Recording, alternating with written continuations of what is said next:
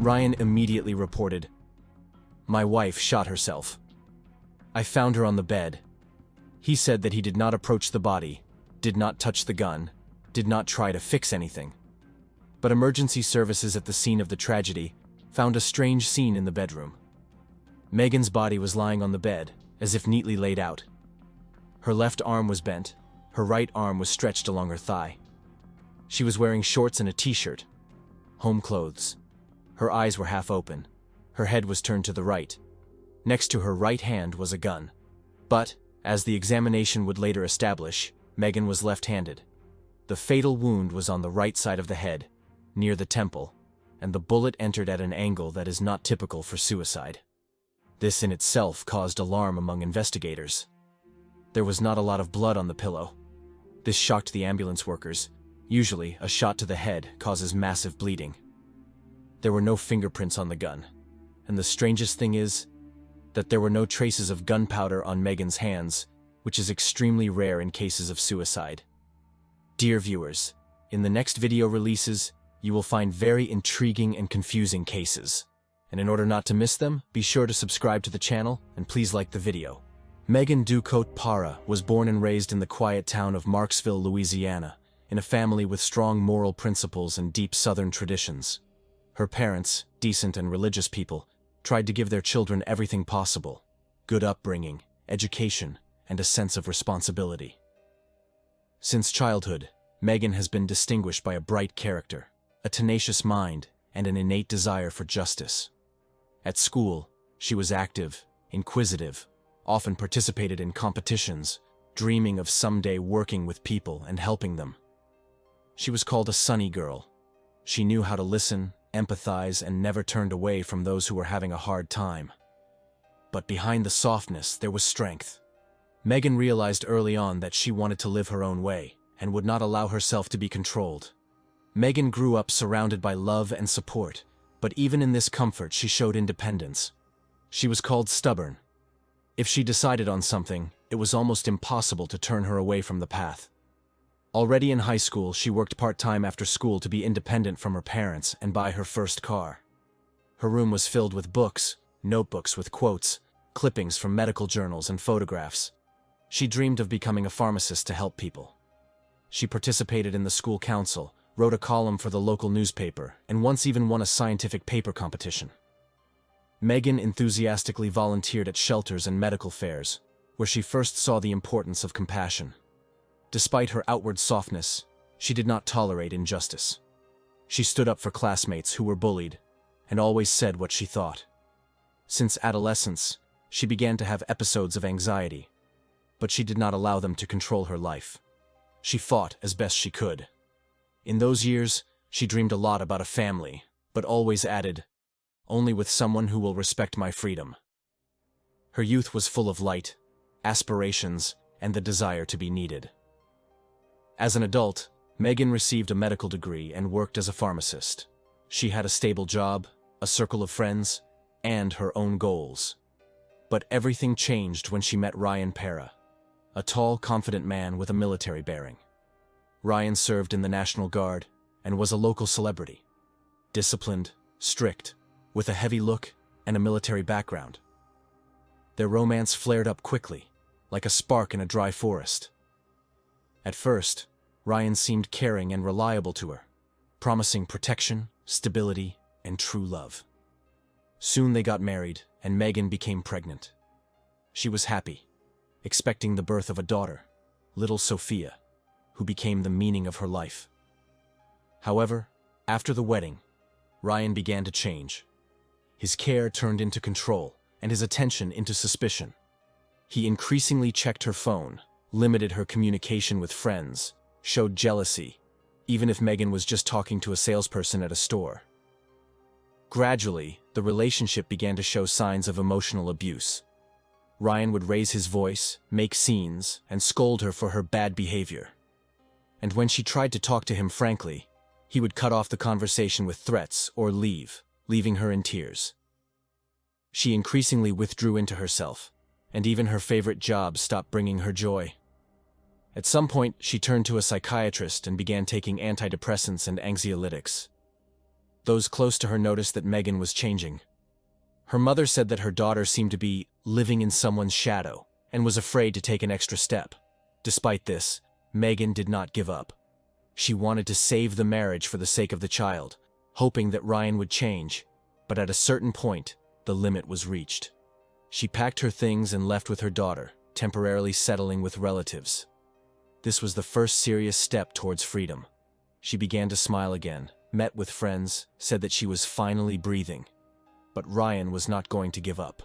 He began to persuade her to come back, promised that everything would be different, that he would go to therapy, work on himself. He knew how to convince.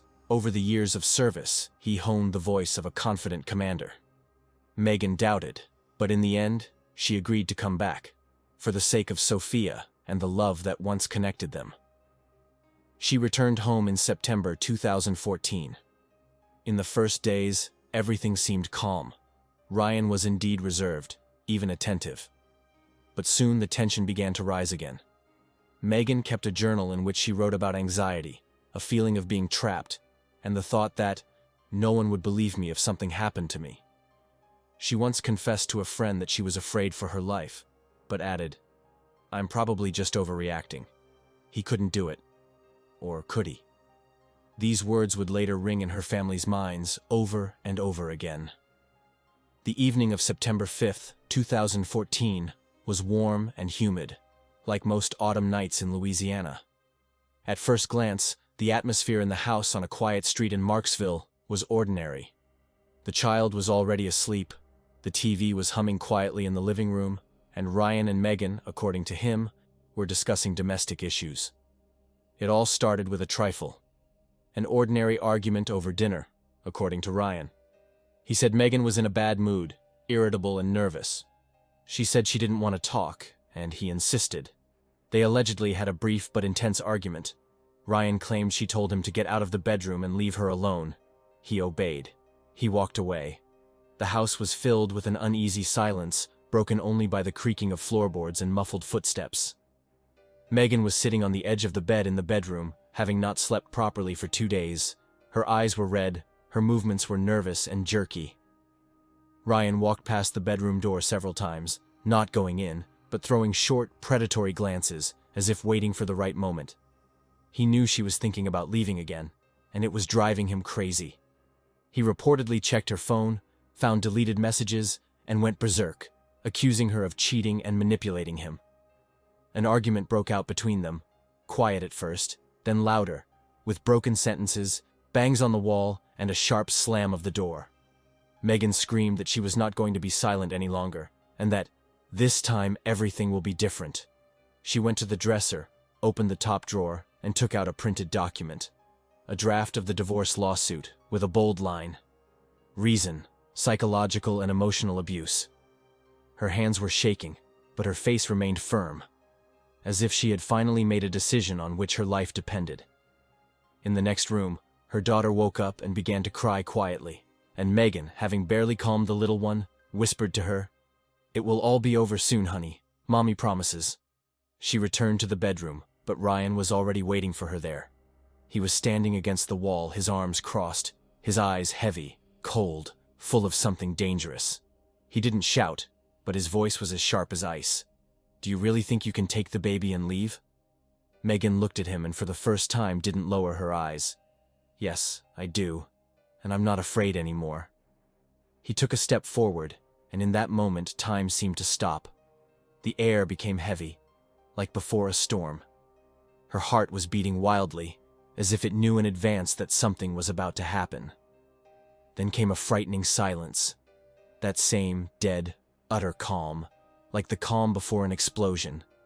And literally a few minutes later, Ryan dialed 911, saying in an icy voice, "My wife just shot herself." At least that was the official version. But then there were more questions than answers. The details of the evening of September 5th, 2014, have become the subject of controversy, rumors, and investigations. At first, everything seemed simple. Ryan, in a state of shock, called 911 and reported the tragedy. On the recording, he can be heard saying, My wife just shot herself." The operator tries to find out if she's alive, and Ryan replies, "No, she's already dead." Even then, there was a detachment in the caller's voice, as if he didn't fully understand what was happening, or didn't want to. But it soon became clear that the scene at the scene didn't match up with Ryan's version of events.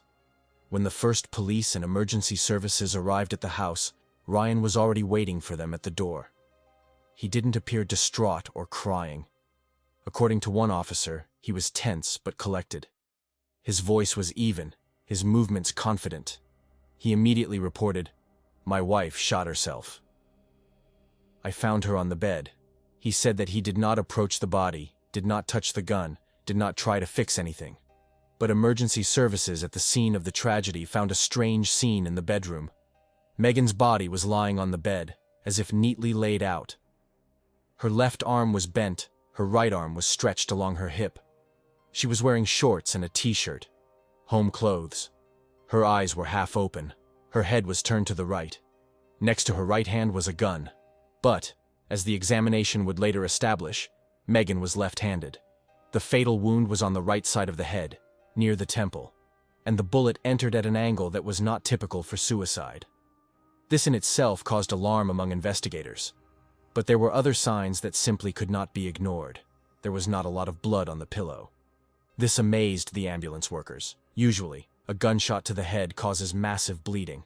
The bed itself was almost untouched, as if no one had been tossing and turning, convulsing, or falling over. The sheets were flat, the pillow was almost uncrumpled. There were no fingerprints on the gun. Not Megan's, not Ryan's. And perhaps most strangely, there were no traces of gunpowder on Megan's hands, which is extremely rare in suicide cases. At first glance, everything looked too clean, too neat, too scripted. The police even suspected that the body had been moved, because Megan's position was unnaturally symmetrical. It was too neat for a spontaneous suicide, as if she had been placed with extreme care. When the officers asked Ryan a few simple questions, he, in their words, immediately went into control mode, speaking quickly, clearly, as if he were being interrogated in the army. He insisted that Megan was unstable, suffered from depression, and was taking a lot of medication. He repeatedly emphasized that she wasn't herself in recent weeks. He insisted that he hadn't touched the body or handled the weapon. At the same time, he asked almost no questions about his wife's condition. He didn't ask if she could be saved. He wasn't interested in the details of the resuscitation. Even the paramedics found this behavior strange. While the forensic experts were examining the scene, Megan's family learned about what had happened. Her mother, Nancy, was the first to arrive, in a state of shock. She begged to be let into the house, but Ryan wouldn't let her, citing investigative actions. This was only the first of a series of obstacles that Megan's loved ones faced in the following weeks. He didn't allow them to take Megan's personal belongings, limited their communication with his granddaughter, and avoided conversations. It soon became clear. He controlled not only the situation in the house, but also the version of events itself. Investigators who arrived at the scene were in no hurry to make a verdict. The initial examination did not yield a clear conclusion. An Avoyelles County officer filed a report calling it a suspected suicide. But soon, a host of details emerged that required further analysis. Ballistics showed that the angle of the gunshot was not consistent with a typical suicide trajectory. In addition, Megan's body did not show the telltale gunshot burn that would have resulted from a close-range shot.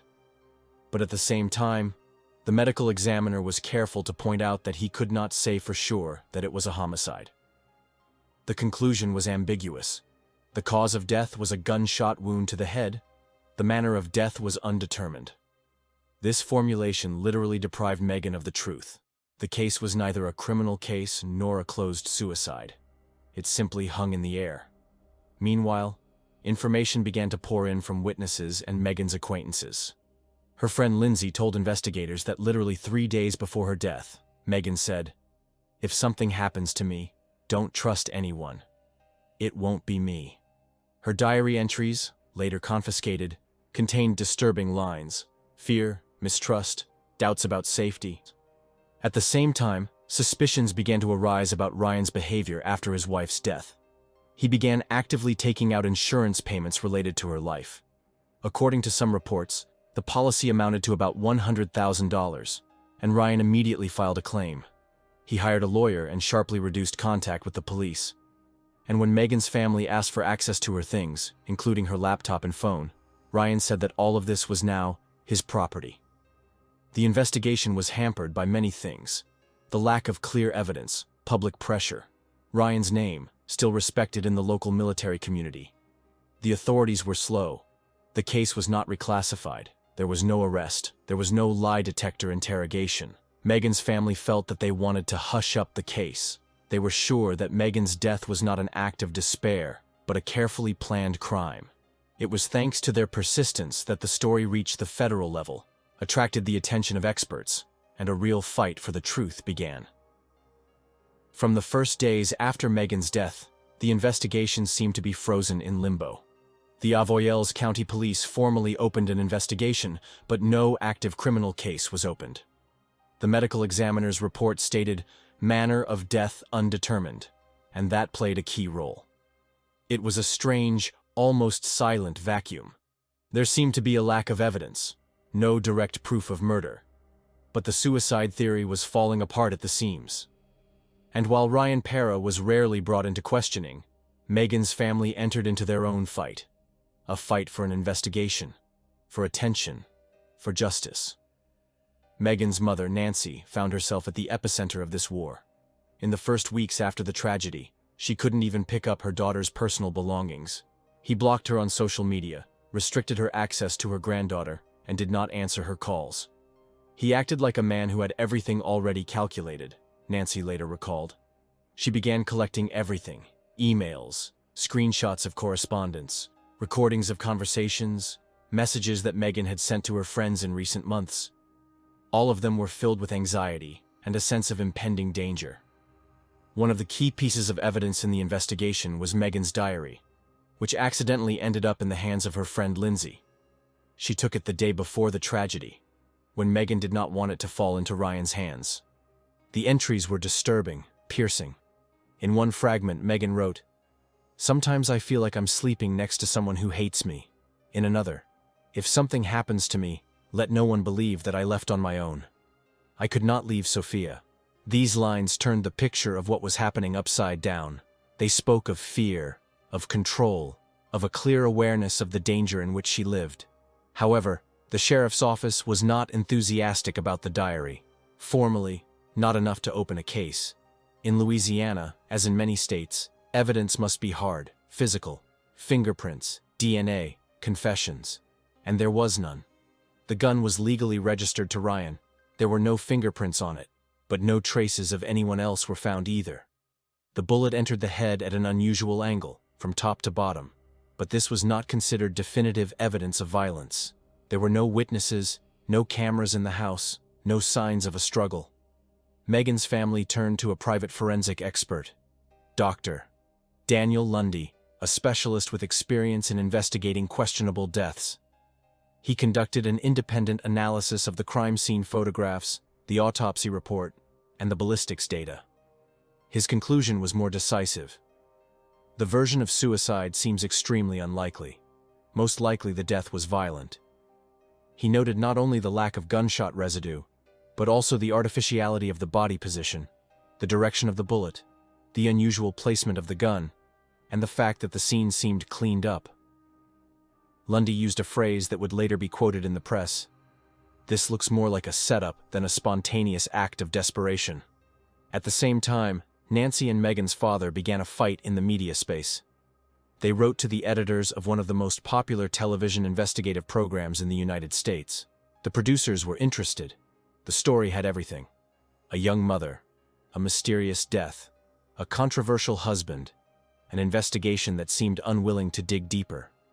When journalists arrived in Louisiana and began their own investigation, public attention to the case increased dramatically. Activists, lawyers, bloggers, former investigators began to support Megan's family. Everyone asked the same question: why is this case so conveniently ignored? Meanwhile, Ryan continued to live in the same house. He officially became his daughter's guardian, received insurance, and worked. He refused to participate in the filming of the program, But through lawyers, he sent a statement that he deeply mourns his wife, and all the accusations against him are emotional fantasies that have no legal basis. However, it was precisely his silence and evasiveness that added fuel to the fire. He did not agree to a polygraph test, refused to give extended testimony, and did not allow investigators to re-examine the house. This even alerted the local prosecutor's office. At the request of journalists, a second independent analysis of the photos from the scene of death was conducted. A criminal analyst with 20 years of experience pointed out that the location of the body and the weapon do not correspond to a typical picture of suicide.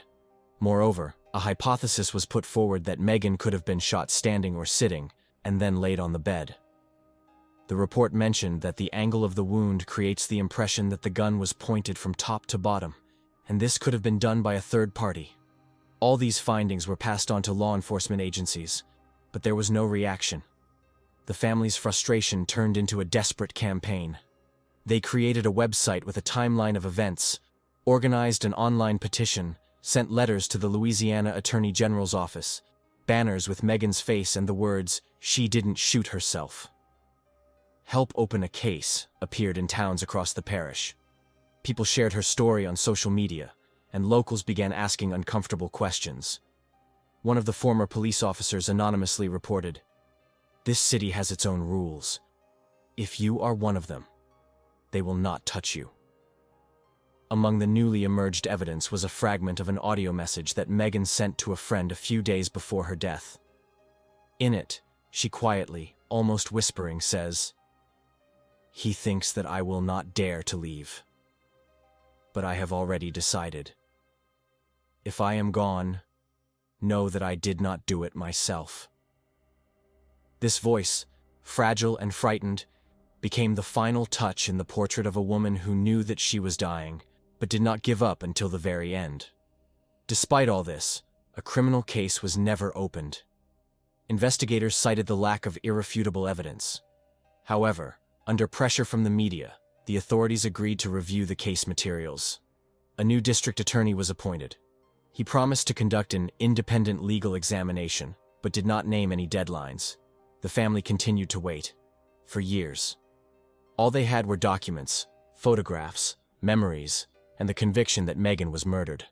The Megan Ducote Parra trial, if you can call it that, began not in the courtroom but outside it, with struggle, pressure, desperation, and an attempt to keep the tragedy from fading into oblivion. For years, the case stalled. Officially, it remained undetermined, a word, cold, impersonal, that became a byword for Megan's family's humiliation. No one was charged, no one was retried, no one even tried to review the medical examiner's report. The only one who kept fighting was Megan's mother, Nancy Ducote, who was collecting bits and pieces of evidence that could be used in a trial, should it ever happen. The turning point came with the high-profile episode in 2023. In an episode that aired nationwide, Megan's story was told, with all the oddities, inconsistencies, shadows, and questions. The journalists gave the floor to the mother, friend, forensic experts, and even showed previously unpublished crime scene photos.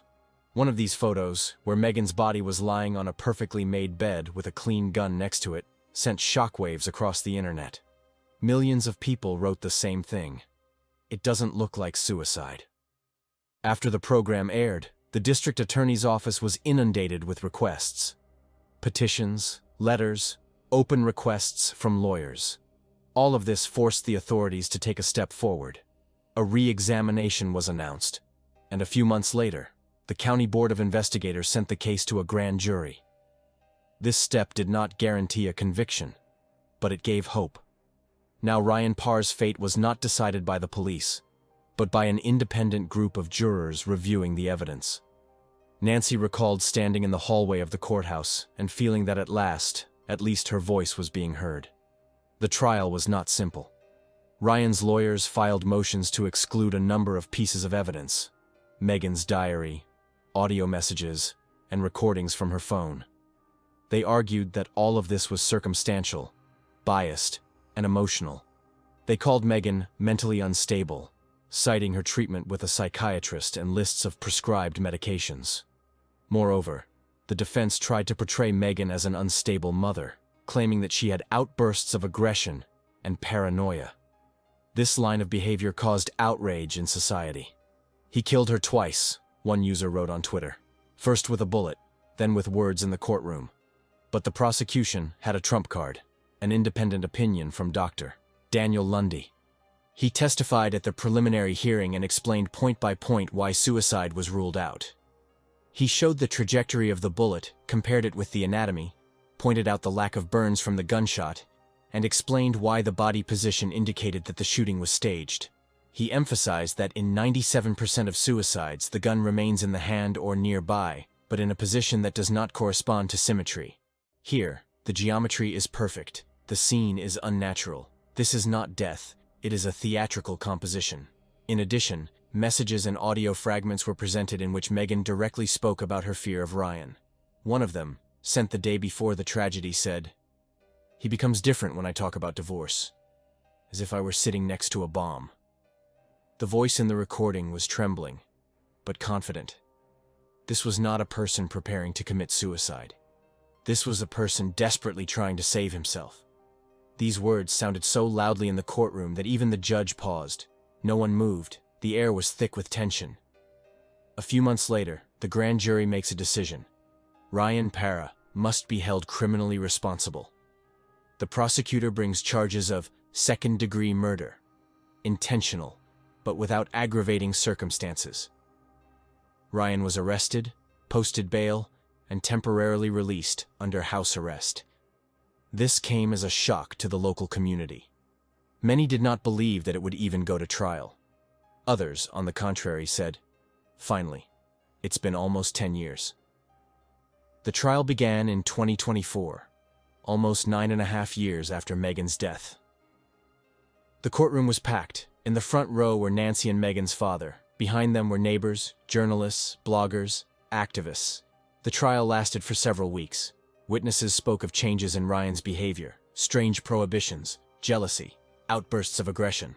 The psychiatrist who treated Megan testified in court and confirmed that yes, she had anxiety disorders, but she had never expressed any suicidal intentions. Never.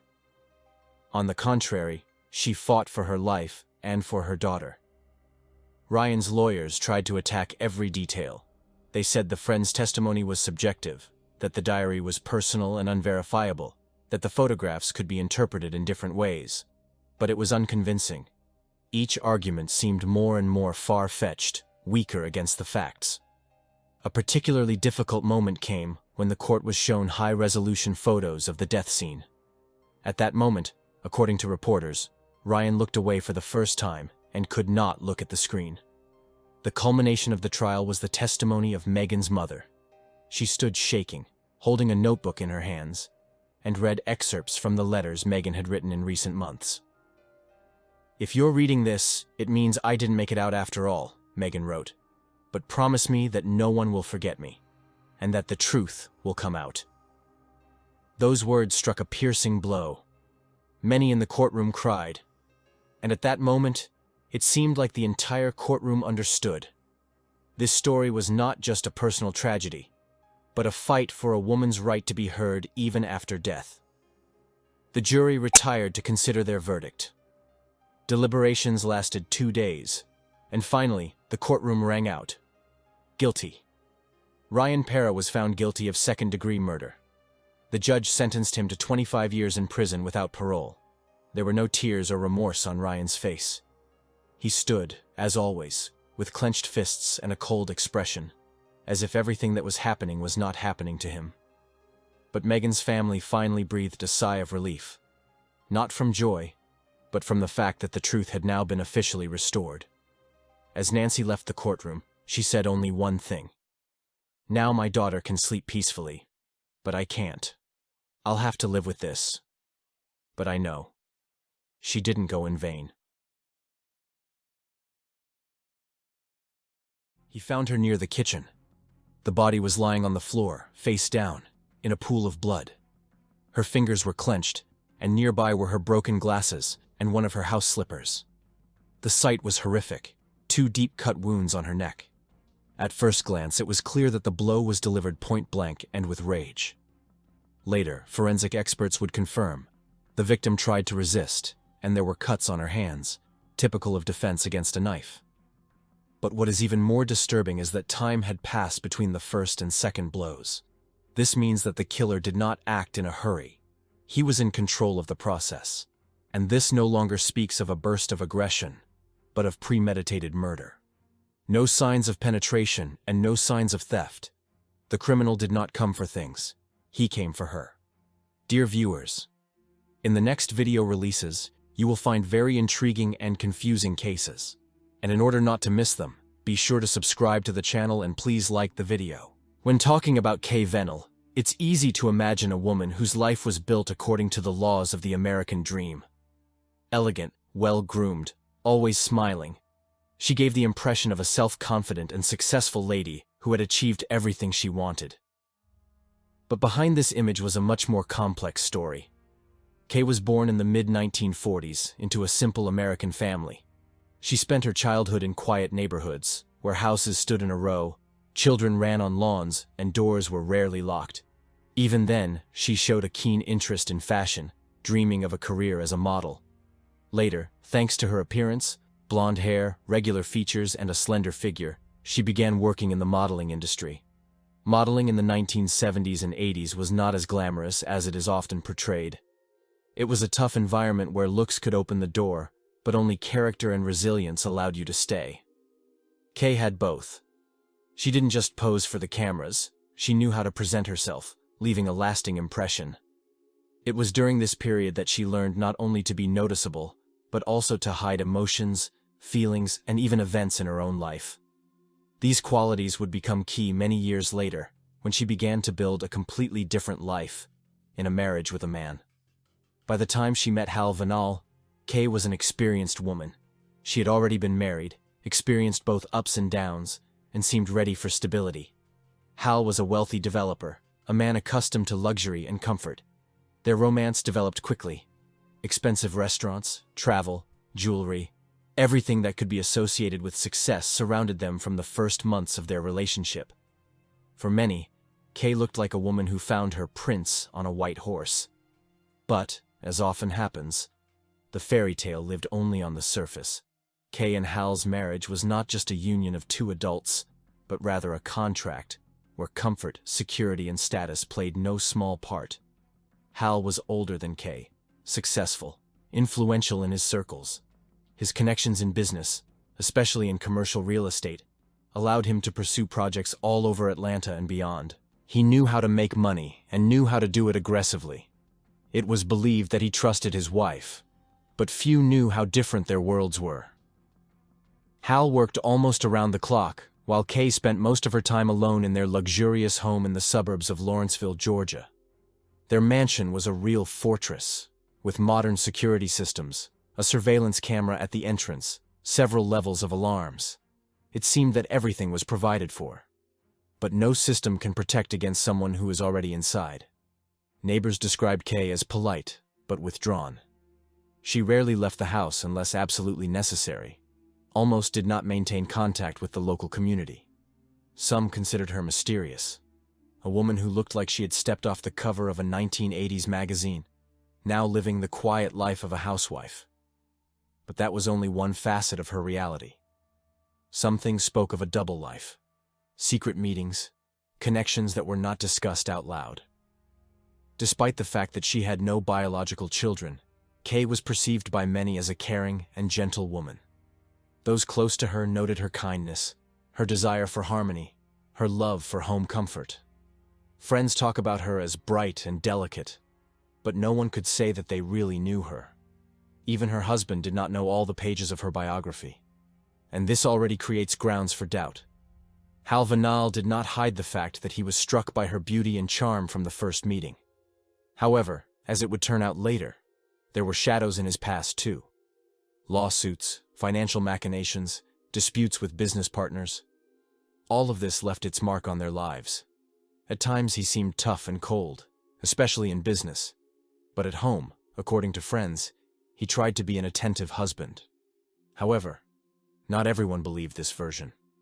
Some believed that the spouse's relationship was formal, a union where status and convenience were more important than sincerity and closeness. Kay Vanal's life was both stable and anxious. On the one hand, a comfortable home, self-care, freedom to manage her time. On the other, isolation, suspicion, the absence of a real social life. Perhaps it was in this silence that her fears were hidden. Neighbors later said that in recent months she seemed worried. Not in a direct way, not panic or hysteria, but something elusively tense appeared in her gaze. She closed the curtains earlier than usual, answered the phone briefly, and once even told a neighbor that she didn't feel safe, although she didn't say why.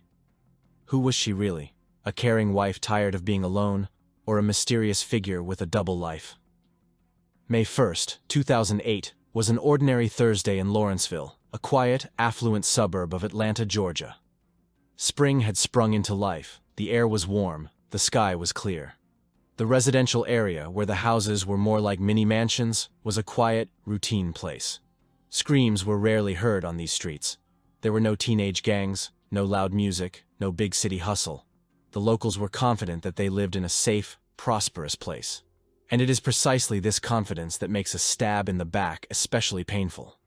Especially when evil comes not from the outside, but penetrates inside, behind those very strong doors that everyone considered reliable. Kay Vanal stayed home that day.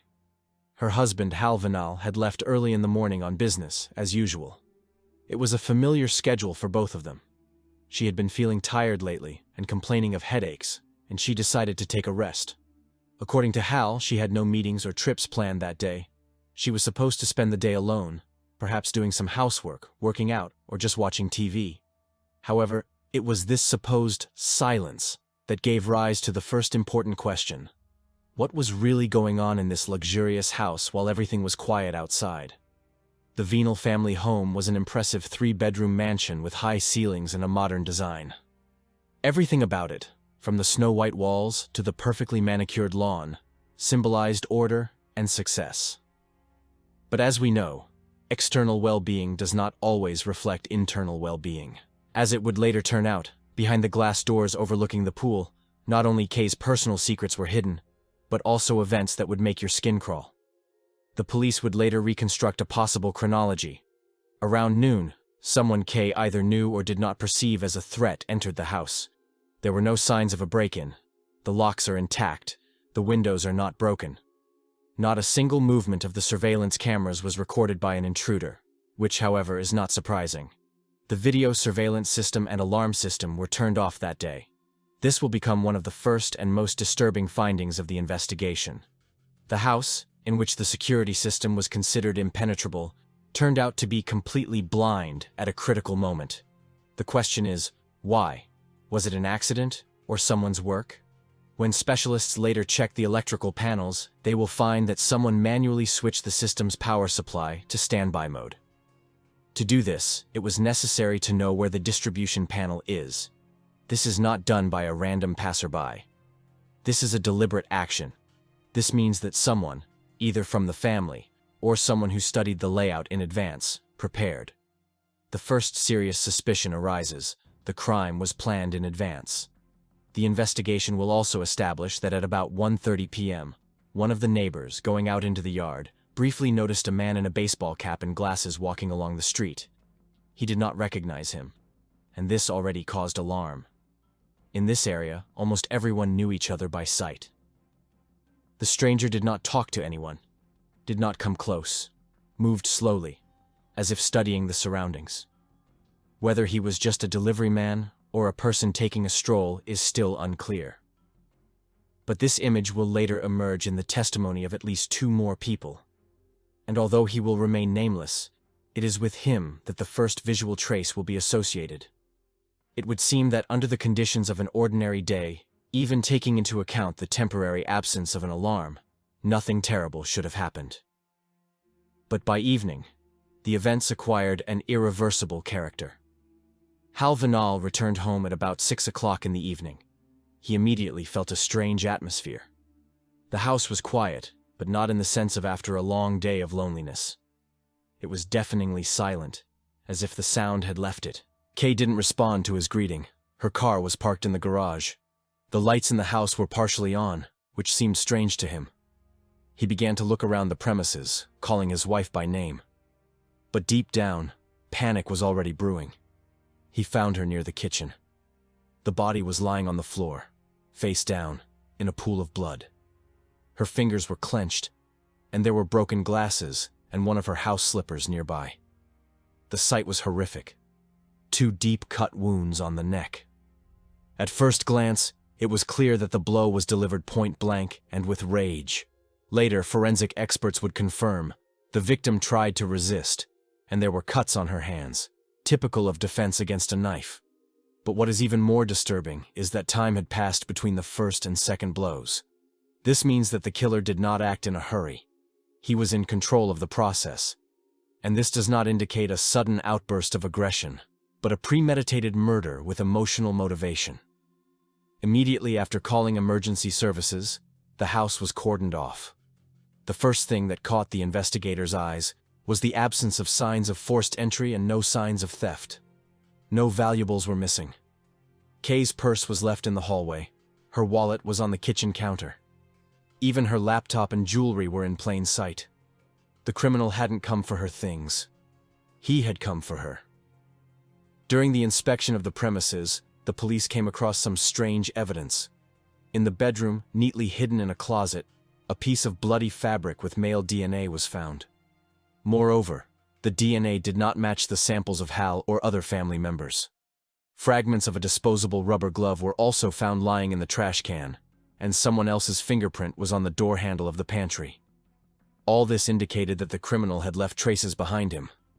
But he had done everything to make them random and not lead to a specific person, as if he wanted to confuse the investigation. But that was not all. 10 days after the tragedy, an anonymous letter arrived at the editorial office of the local newspaper. It was cut from newspaper headlines and began with the words, "I loved her, but she betrayed me." The author hinted at a romantic relationship with Kay and accused her of lying. The letter said that she had promised to leave her husband, but returned to wealth, and therefore deserved her fate. The authenticity of the letter was controversial. Some experts considered it genuine, an expression of remorse or psychosis. Others, a forgery, an attempt to confuse the police. But the key point still concerned the personality of Kay herself. After her death, details began to emerge that almost no one knew about. Sexual accessories, provocative clothes, shoes that did not match her public image were found in the closet. All this gave rise to a host of questions. What happened between 12 and 17 o'clock that day? Who turned off the security system? Why did Kay let a man into the house from whom she did not protect herself? And most importantly, what exactly was the last straw that turned this visit into murder? The murder of Kay Vinal presented Gwinnett County detectives with an extremely difficult task. They were dealing with a crime that had everything: blood, passion, intent, but lacked the most important thing: a clear motive, a suspect, and a logical sequence. The house had not been robbed. The security system had been disabled in advance, and the evidence found was like fragments of a large picture, the canvas of which remained hidden for now. They understood that solving the crime would depend not only on interrogations and the streets, but also on the work of the labs. It was up to the forensic scientists to read what does not speak out loud. It all began with an analysis of the crime scene, the position of Kay's body, the nature of the wounds, the curtained mirrors. All of this raised questions. One of the first tasks of the forensic experts was to determine the exact time of death. Classic methods were used: thermography, the degree of rigor mortis, and chemical analysis of tissues. The conclusions showed that the murder occurred during the day, approximately 3 to 4 hours before Hal discovered the body. This narrowed the time window, but did not provide a name. The forensic team paid special attention to fingerprints. The house was thoroughly examined. One print was unidentifiable, on a surface near the kitchen, but it was incomplete, smudged, and did not lend itself to a full automatic verification. It was entered into the National AFIS database, but without result.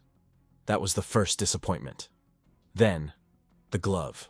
One rubber glove, found next to the body, seemed ordinary, household. But inside, on the inside, forensic scientists found mixed DNA, fragments of K and DNA of an unknown man. This was the main evidence. The material was of sufficient quality to isolate a genetic profile. It was also entered into CODIS, the National Database of DNA Criminals. The answer? Not a single match. Ultimately, despite the efforts of forensic scientists, not a single piece of evidence yielded a specific name. But their work built the skeleton of the case, the chronology, the handwriting, the personality traits of the criminal. Without them, the K. Venel case might have become a jumble of rumors and speculation. The case quickly attracted public and media attention, not only because of the brutality of the crime, but also because of the mysterious, dual personality of the victim.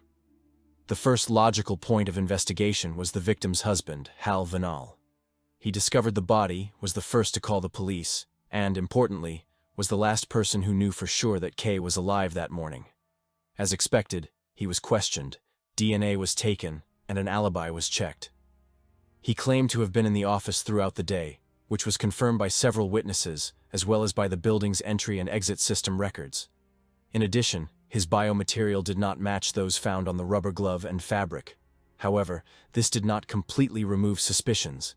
The evidence indicated that the crime was personal, and the motive was emotional. And Hal, as a husband, could well fall into this category. But the investigation had other leads. Kay's smartphone, found in the kitchen, was carefully examined. A month before her death, she had corresponded with a man whose name was listed in her contacts as Mark. However, none of the numbers listed could be used to positively identify him. The phone calls were brief, the messages were deleted. The police contacted the provider, but the conversations were made using a disposable SIM card. This was a warning sign. Mark could be a false name used to communicate with Kay because she or he was hiding the nature of the relationship. Investigators assumed that this could be an affair, and if this is true, then perhaps the killer acted out of jealousy. Journalists began digging into Kay's past. One of the investigators found out that before her marriage to Hal, she worked as a model in Las Vegas, where, according to unconfirmed information, she hung around with wealthy men, including casino owners, influential businessmen, and TV producers. There was also a mention of an unofficial engagement that never ended in marriage. The name of this person was not disclosed, but it is known that their separation was stormy. One of Kay's friends, who remained anonymous, said that her ex-partner did not let her go for a long time, stalked her, wrote letters. This added a new line to the investigation. Could someone from the past return years later to take revenge? Detectives checked this trail, but were faced with a lack of specifics. There was no confirmation that the same ex was in the city. He did not cross the state line, did not check into hotels, his name did not appear in any database. And yet, the pattern of the crime increasingly resembled the work of someone in deep personal pain. Not a professional, but someone who knew the victim too well to act by chance. At the same time, information leaked to the media about the covered mirrors in the house. This strange fact gave rise to a wave of speculation. Some suggested that Kay had covered them herself, expecting an unwanted visitor. Others believed that the killer could have done it, as a kind of symbolic gesture associated with remorse or a manic fixation on the victim. The FBI brought in a profiler who put forward a hypothesis. The killer was a middle-aged man familiar with Kay's habits, psychologically unstable, possibly suffering from obsessive disorder. His actions in the house indicated control and a lack of haste. He was not afraid of being caught, as if he knew that he would leave unnoticed. Then the investigation took another important step. They reconstructed all of Kay's contacts over the past 6 months. Among her business contacts was a man whose name appears in the case file under the pseudonym Vince. He was a contractor who was renovating the kitchen in their home. Neighbors recalled that he often stayed longer than necessary. The police questioned him, conducted an examination, but his alibi was confirmed. However, it was from the moment the renovation was completed that strange things began to happen. Alarm failures, false alarms, short power outages. At the time, no one took these little things seriously, but now they seemed like alarm signals. One of the main blows to the investigation was the lack of DNA matches. Neither fingerprints nor traces from the crime scene matched any database, neither state nor federal. This meant one thing. The criminal had no previous convictions, had not been arrested. His biomaterials were not listed in the system. However, one of the hypotheses stated that the criminal could be a foreigner or use someone else's identity. The FBI brought in Interpol, looking for possible links to international crimes of jealousy or mania. So far, to no avail. Time passed. The public demanded answers. Hal Vainell went on the news with a statement, begging anyone who knew anything to get in touch. But many noticed, he seemed reserved, almost detached. Some commentators accused him of emotional coldness, but psychologists explained that this could be a manifestation of shock. Nevertheless, shadows of doubt continued to hover around his figure, especially after it turned out that he had insured Kay's life for more than $1 million. Hal explained this as a routine precaution. The insurance had indeed been taken out more than 2 years ago, and no crime was found in it. But this only increased the questions. No charges were brought.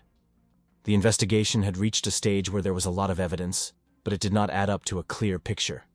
Every trail led to a dead end. Every suspect turned out to be clean.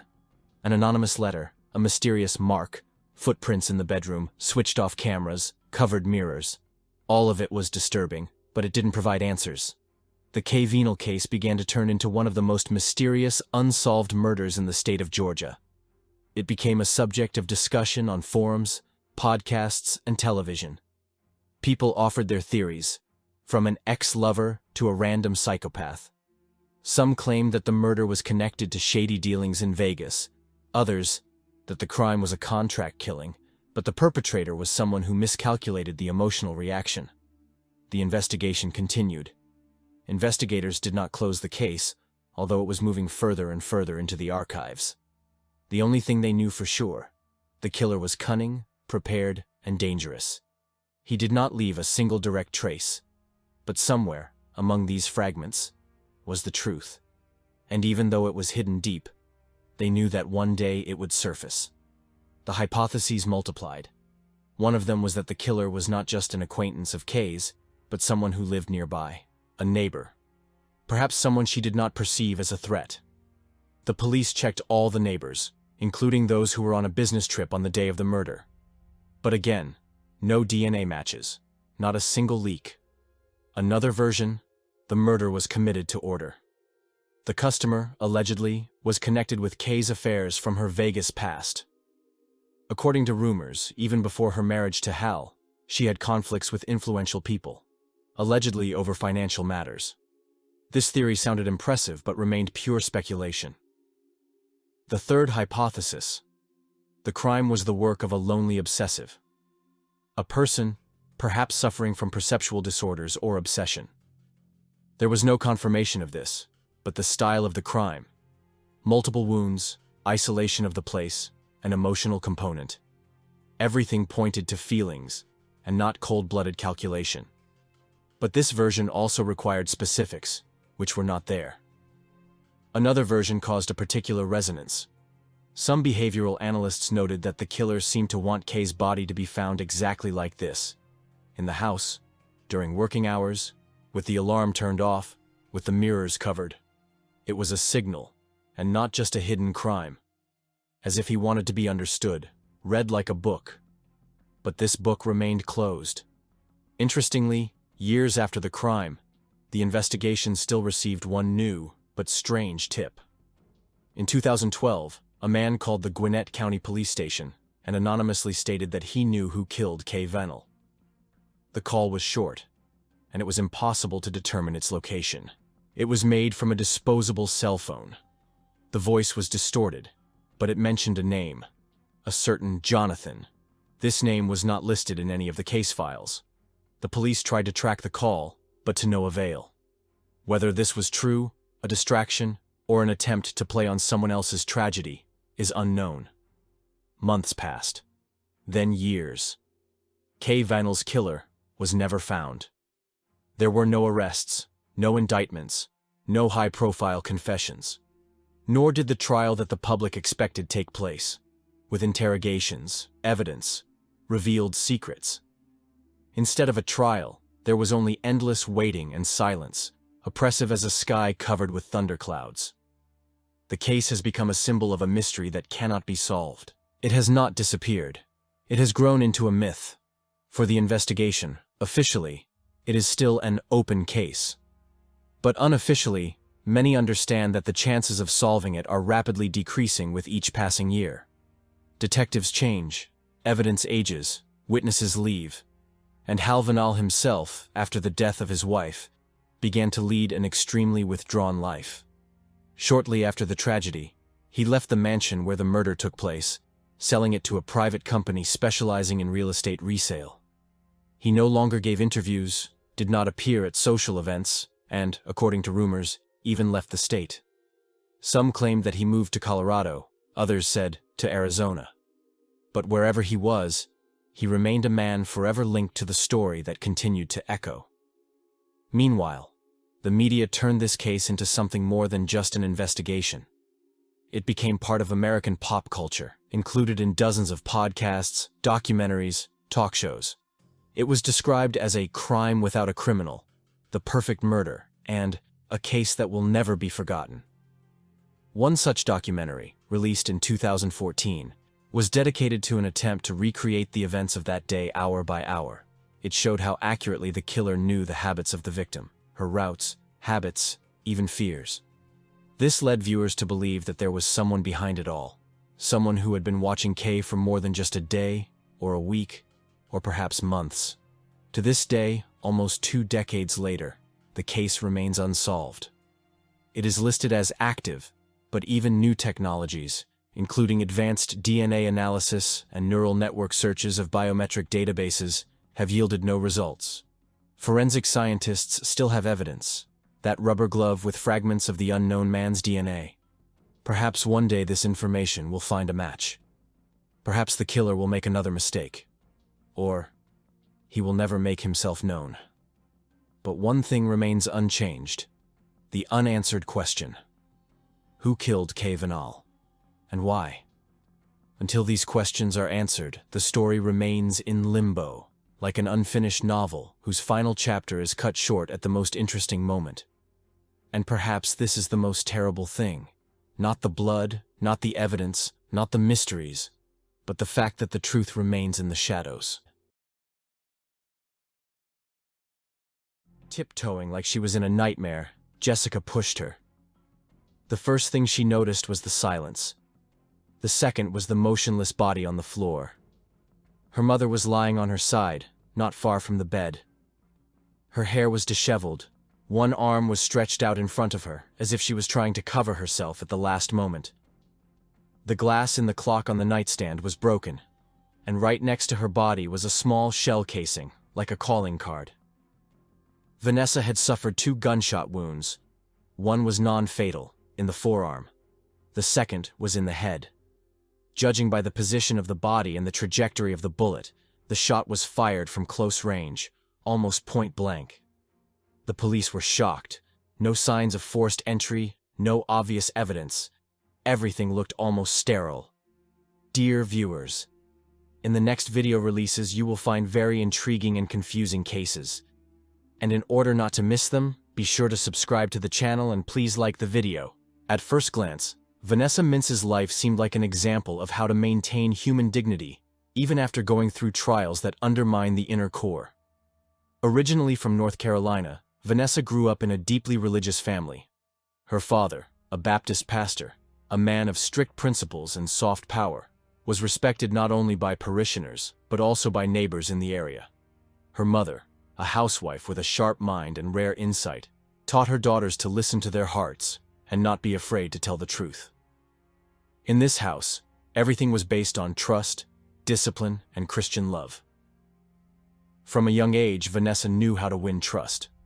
She was one of those people who you immediately want to call a real person. Those close to her described her as caring, a little strict, but incredibly loyal. She had a quiet voice, but a strong character. At school, she was respected for her honesty, and later, as an adult, for her ability to maintain dignity in the most difficult situations. After graduating from college, she took the path that seemed stable and reliable to her. She went into real estate. Vanessa became a realtor and quickly gained respect in her city of Hendersonville. Her clients said that she did not sell houses. She helped find a future. Vanessa's personal life did not develop right away. Her first marriage was short-lived, but it gave her the most precious thing: 2 daughters. Jessica and Andrea became the meaning of her life. For their sake, Vanessa worked tirelessly, from morning until late evening, even on weekends. But she herself did not deny herself the right to happiness. A few years after the divorce, she met a man named Travis McGraw, a handsome, charismatic firefighter and Air Force reservist. Their acquaintance was almost accidental, but nothing in Vanessa's life was truly accidental. She knew how to read people, sense their motivation, and at first it seemed to her that Travis was a reliable, honest, decent person. The wedding was held in a small circle, but with real warmth. For Vanessa, it was a chance to start a new chapter, with a man who promised to be there, to share both her work and joy. Together, they bought a small motel in the town of Saluda, a 40-minute drive from their home. They called it Saluda Mountain Lodge. It was a cozy family business, modest at first glance, but with huge potential. Vanessa believed in this business.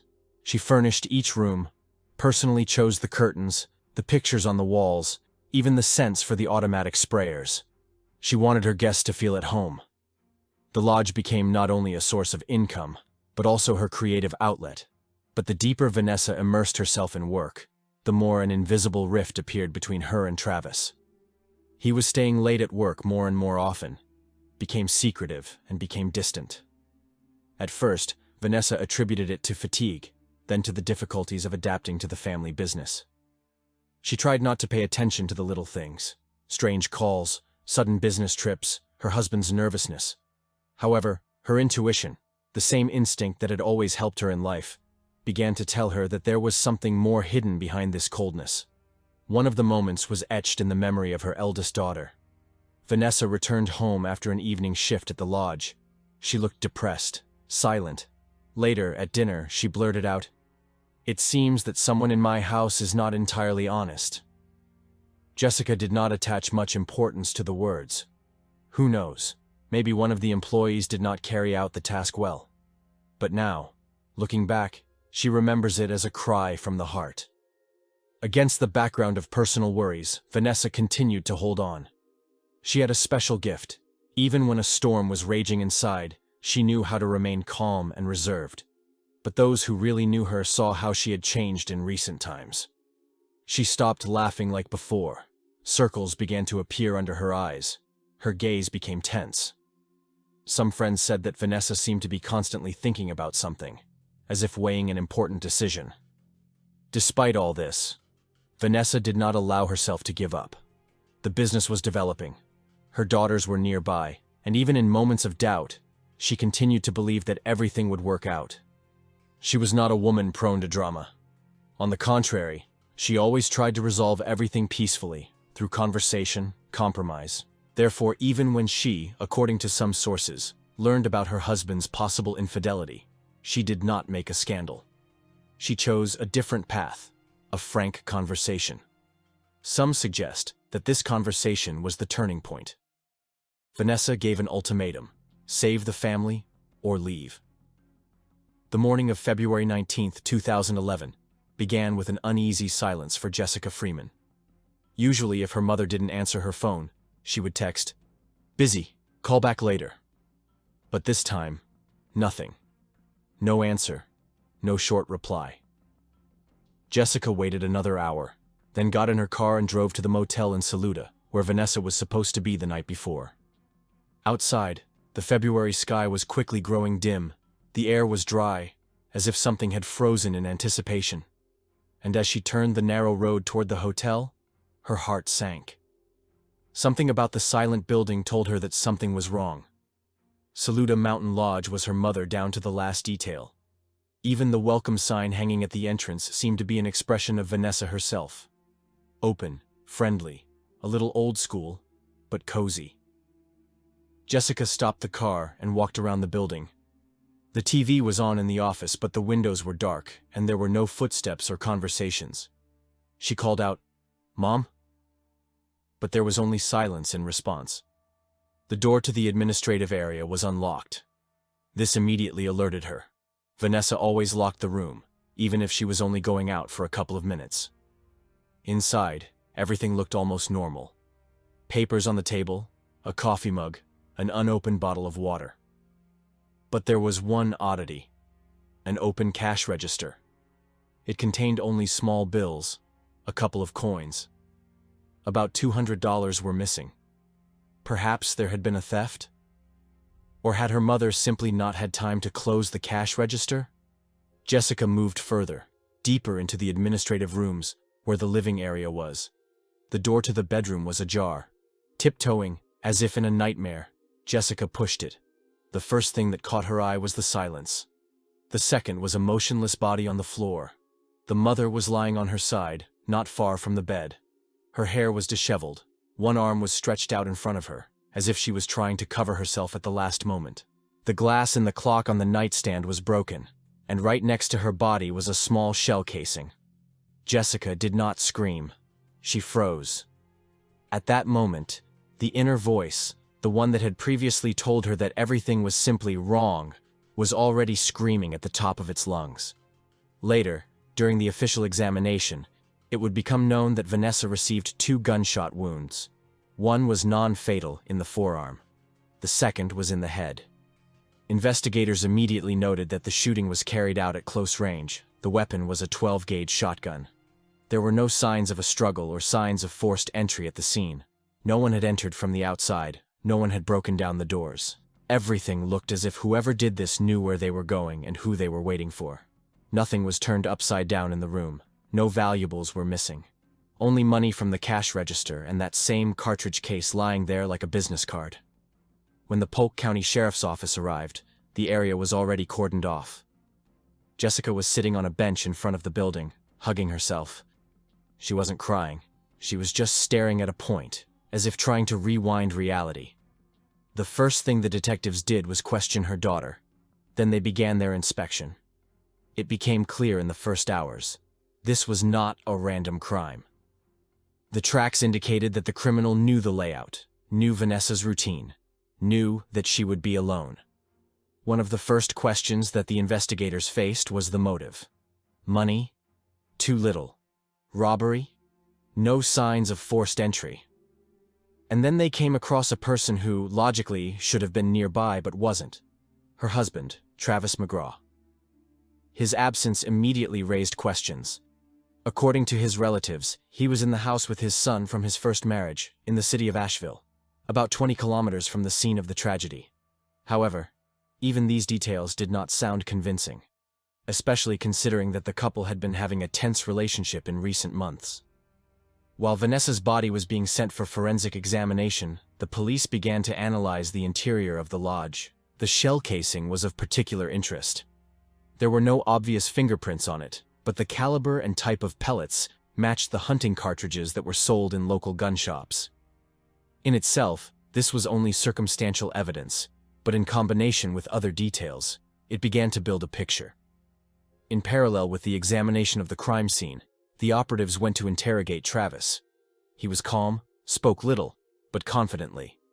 According to him, he had no problems with his wife, and spent the evening in the house without leaving.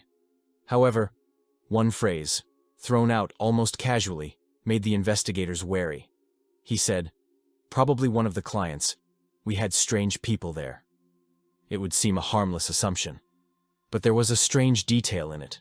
Too quick a transition to the version about a random intruder. It seemed like he knew where to direct suspicion. The first results of the forensic examination confirmed. Death occurred at about 3 to 4 a.m. This meant that the criminal had enough time to escape. The doors and windows were closed, but not locked. Vanessa clearly knew who she let in. The crime had signs of being planned. There was no screaming, no panic, and, judging by the testimony of the guests staying in the motel rooms, no one heard anything. This only strengthened the version that the shot was fired from a weapon with a shortened barrel. It is loud, but at close range it can be relatively quiet in a closed room. A day after the tragedy, one of the investigators decided to look through the recordings from the surveillance cameras. But there were none. The motel, despite regular reminders from Vanessa, was still not equipped with a video surveillance system. It seemed like a minor oversight, but in this case, it became fatal. The cameras could have recorded who entered the office that night. However, the investigation had another hope. Phones. Modern mobile devices not only save calls and messages, but also record the movements of their owners. Requests were filed to collect call details for Vanessa and Travis. While the requests were being filed, the prosecutor's office began collecting information about the personal life of the deceased. It turned out that Vanessa really did suspect her husband of cheating. A few weeks before the tragedy, she talked about this to a friend. And 2 days before her death, according to unconfirmed reports, Vanessa called a woman named Mary Beth, Travis's alleged lover. This conversation could have been the final turning point. Some of her relatives claimed that she gave Travis a choice: stay with her or leave forever. And in this context, her death no longer looked like a tragic accident, but like an attempt to eliminate a person who began to interfere with a new life. 3 days after the body was found, police seized hunting rifles from Travis's garage. One of the shotguns, a Mossberg 500, matched the caliber and barrel type of the gun that fired the shot. An examination showed that the cartridges found in the suspect's car matched the shell casing found at the scene of the tragedy. The evidence began to fall into place. And although there was no direct proof yet, the truth that they were afraid to say out loud was increasingly felt in the air. The killer was one of their own. As the first hours after the discovery of Vanessa Mintz's body turned into days, the investigation entered the phase where every little detail could change the course of the case. There were no witnesses, no surveillance cameras, no obvious motive that would fit the classic robbery version. But there was a sense that the crime was committed with cold blood and a certain level of calculation. Polk County investigators knew that if they did not start unraveling the matter quickly, it could drag on for years. And the first lead was the victim's husband, Travis McGraw. From the very beginning, Travis did not demonstrate the behavior that was expected of him. He did not show open grief, did not seek contact with the investigation, did not ask questions. For many of Vanessa's loved ones, this was an alarming sign. They knew her, and they knew that she had doubts about her husband's fidelity. Investigators began to collect everything that concerned Travis, from his daily routine to his bank transactions. And it quickly became clear that behind the respectable firefighter's facade, there was a life that was not so perfect. First of all, he was having an affair. A woman named Mary Beth Fisher admitted that their relationship had been going on for several months. They met regularly, corresponded, and, most importantly, Travis assured her that he was over with Vanessa. But there were no signs of a divorce at that time. On the contrary, Vanessa was still running a business, living in the same house, and wearing a wedding ring. The motive began to emerge more clearly. According to the investigation, Vanessa could have presented Travis with an ultimatum: either a family or a new life. If she was going to file for divorce, it could have entailed financial losses. And if she also knew about her husband's affair, she may have threatened to make it public. In a small town where reputation meant a lot, this could have been a serious blow. And suddenly the version of a domestic conflict, behind which lay passion, betrayal, and fear of exposure, became the main one. Meanwhile, the examination of the weapons continued.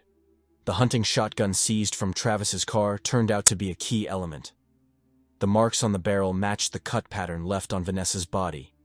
The cartridges were of the same manufacturer as the cartridge case found at the scene. But this was not enough.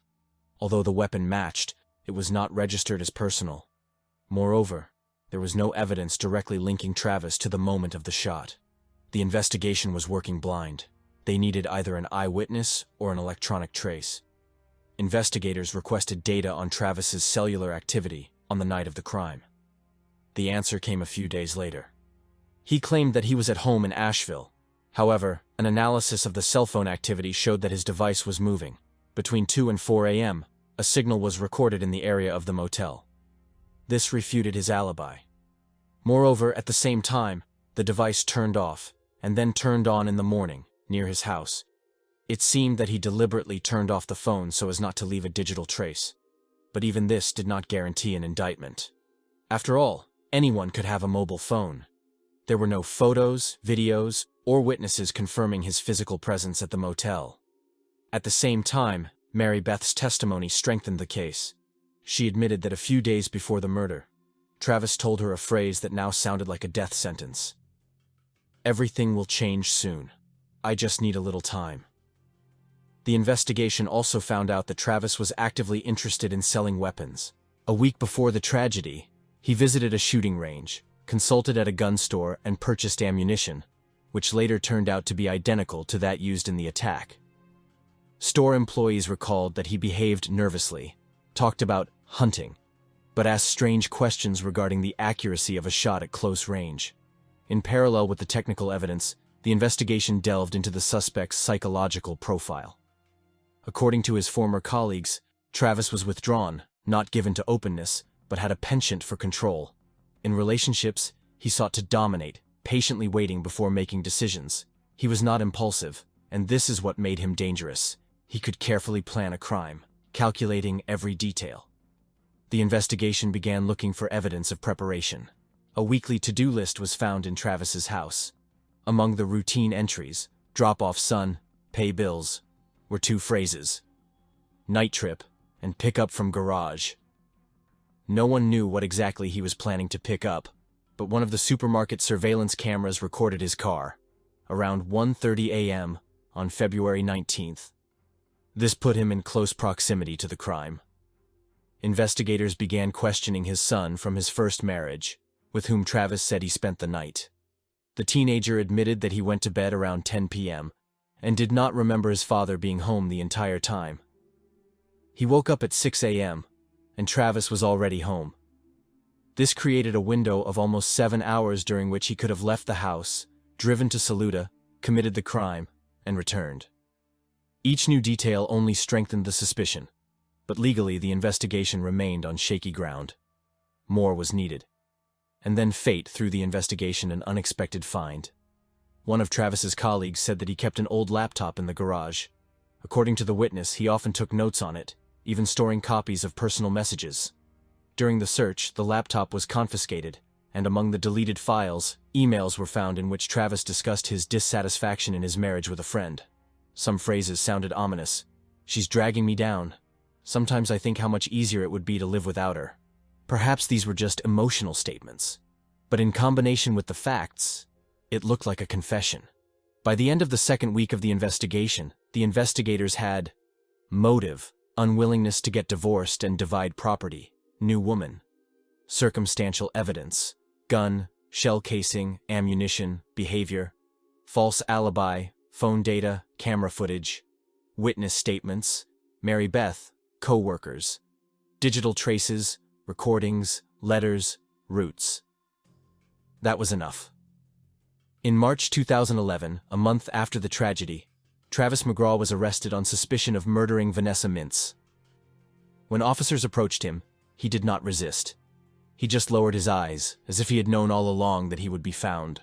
While he sat in a pre-trial detention cell, the prosecutor's office prepared for the case. Meanwhile, Vanessa's family tried to understand, how could a person she trusted do this to her? The hardest part is not the loss itself. The hardest part is realizing that the threat was so close, that the love she held dear had turned into betrayal, and the man she was building a future with might have been planning her end. Travis McGraw's trial began in February 2013, 2 years after the tragic death of Vanessa Mintz. For her family, those 2 years were a time of pain, waiting, and trying to find answers in the silence left by her passing. For the prosecution, it was a period of painstaking work. Evidence was collected bit by bit. Logical chains were built. Witnesses were selected. The prosecution understood that they were facing a difficult trial. A murder without direct witnesses, without a clear DNA trace or fingerprints, which means that everything will be based on a combination of evidence, and each of them must be absolutely convincing. On the very first day of the trial, the attention of the courtroom was drawn to the accused himself. Travis McGraw sat in a dark suit with an expression of restraint on his face. He did not look broken, did not give the impression of a cruel criminal. His appearance worked for the defense. A decent father, a firefighter, a man with a stable past. The defense lawyers skillfully used this. In their opening statement, they said, "This man is not a criminal. He is a father. He is a friend. He served his community. He is being charged on circumstantial evidence and inference. We are here to show that it is not enough to ruin someone's life. But the prosecution was prepared. The prosecution, having worked through every aspect of the case, began with Vanessa herself, so that the jury would understand not only who she was, but also how her relationship with Travis developed. Her letters to a friend were read, as well as her notes in her diary, in which Vanessa expressed suspicions about her husband. One of them read, "He has become a stranger. I feel like he is hiding something. Sometimes I think he is just waiting for the moment to disappear." These words became the emotional backdrop of the entire trial. Then the prosecution began to build a chain of facts. First, the motive. Mary Beth Fisher, Travis's mistress, testified. She described how he had lied about his marriage, assured her it was almost over, promised to be free soon. The prosecutor asked, "Did he ever mention how he was going to end his relationship with Vanessa?" Mary Beth hesitated, but answered, "He said there were ways that things could be worked out. I didn't take that literally." Then, no. That answer left the jury to draw their own conclusions. It wasn't a direct admission, but it added to the sense of menace. Then came the alibi. The prosecution presented an analysis of Travis's cell phone data. A slide was shown, a map showing the coordinates of his signal. At 1 a.m., his home in Asheville. At 2:40 a.m., the area of a motel in Saluda. Then, silence. And at 6:15 a.m., the signal returned in the area of his home. The investigator explained, "The phone was turned off for a critical period of time. We can't say for sure that he was in the car, but that's when the murder occurred. That suggests that Travis was trying to hide his movements." The defense countered with its own version. Anyone could have had the phone. Travis had no reason to drive to another city at night. No camera or witness saw him at the scene. You're relying on interpretation, not facts. Their strategy was clear: raise doubt. Not refute every piece of evidence, but sow uncertainty about its reliability. But the prosecution pressed on. They called an employee of the gun store where Travis had purchased his ammunition. He confirmed that the rounds were the same type as those found at the motel. "Was he interested in hunting?" the prosecutor asked. "What did he say?" The clerk replied, "He talked about shooting at short range." That surprised me because that's usually the kind of question a newbie asks. But he seemed confident. Next came a ballistics expert. He compared the shell casing found at the crime scene with the rounds from Travis's gun. The result, a high degree of match. A magnified image of the marks on the brass surface was shown on the courtroom screen. The expert explained, "They're like fingerprints. It's almost a perfect match." It was a strong point for the prosecution. Although not 100% proof, it was a convincing touch in the overall picture. An important step was the testimony of Travis's son. The teenager, who was 13 at the time of the tragedy, said he went to bed around 10 p.m. and did not remember his father being home that night. "I woke up in the morning and he was downstairs making breakfast," he said. The prosecutor clarified, "Did you hear him leaving or coming back? Number one, I just don't know if he was home the whole time." This uncertainty worked against the defense.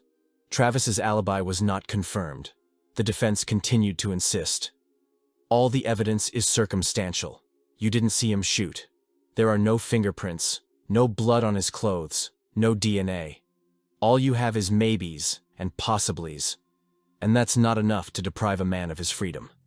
They emphasized Travis's reputation, bringing in his former colleagues who described him as a level-headed, hardworking, and devoted father.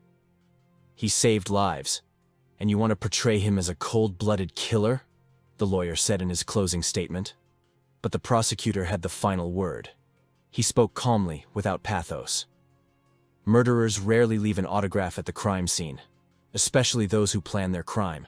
But we have assembled a chain: motive, betrayal, and fear of losing money, preparation, buying a gun, trying to create an alibi, execution, driving at night, a disconnected phone, a shell casing that matched his bullets. He was there. He did it. He took the life of a woman who trusted him.